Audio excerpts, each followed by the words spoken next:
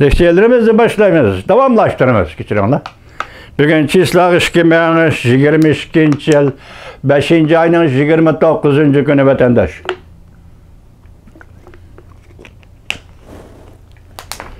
Endeki mavzu mundaq vatandaşım. Michel Bachelet, Cumhur hükümetinin zo'ravonlikqa qarshi siyosatini tartibselib, xalqaro kishilik huquq o'lchamlari kafolat qilishga haydakchilik qildi. Mavzuli xabar 5. ayning 29. kuni Amerika ovozining Xitoy tili programmasi e'lon qilindi. Xabar mundaq boshlandi. Birleşken Devletler Teşkilatı Kişilik Hukuk İşleri Valisi Michel Bachelet, Cumhurda turib mundaq dedi. Beijing hükümetinin zo'ravonlik qarshi siyosatini tekshirib, xalqaro kishilik huquq o'lchamlari kafolat qilishga haydakchilik qildi. Michel Bachelet'ning bu qatim Cumhurni ziyorat qilish kishilik huquq tashkilotlari va G'arb dunyosining tanqid qilishiga uchradi. Michel Bachelet bu qatim Cumhurda 6 kun ziyarati bo'ldi.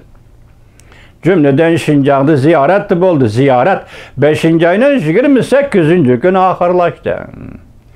Bachelet mundaq şərhildi. Bu qatimki ziyaret Cumhur'un kişilik hukuk siyasatini tekshirish emas.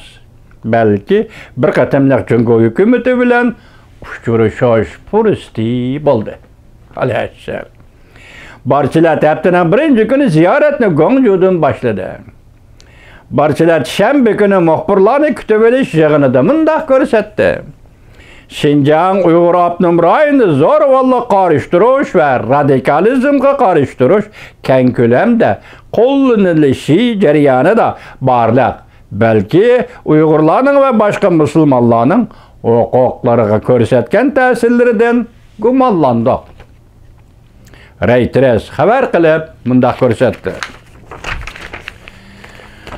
Cumhur Bachelet'ning yepi qaldi ziyorat qilishini o'rinlashtirdi.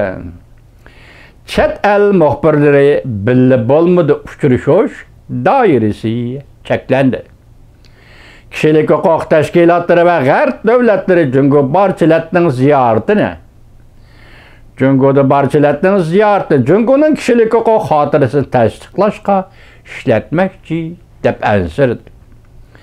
Amerika Qo'shma Shtatlar Davlat Mahkamasi bayonotchisi Ned Price haftaning 2. kuni shu chaqda 5. ayning 24. kuni mundaq ahvol ostida Bachelet'ning Şinjanni ziyorat qilishi xato bo'ldi deb ko'rsatgan edi. Michel Bachelet mundaq ko'rsatdi. Men Cumhur hukumati kasbiy tarbiyalash markazlarining harakat faoliyatida mustaqil adliya nazorati ham qurol ishlatish, xo'rlash, diniy e'tiqod faoliyatlarini og'ir darajada cheklash mavjud deb ko'rsatdi.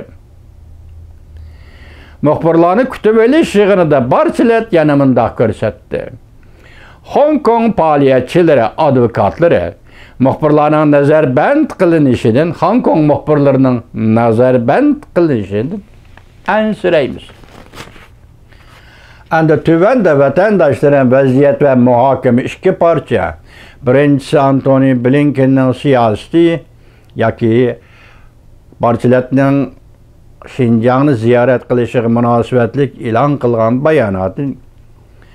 İkincisi, hazır mana sözlük Michel Bachelet'ning Şinjan ziyareti to'g'risida sizlar bilan birlikda vaziyat va muhokama olib boramiz vatandoshlar.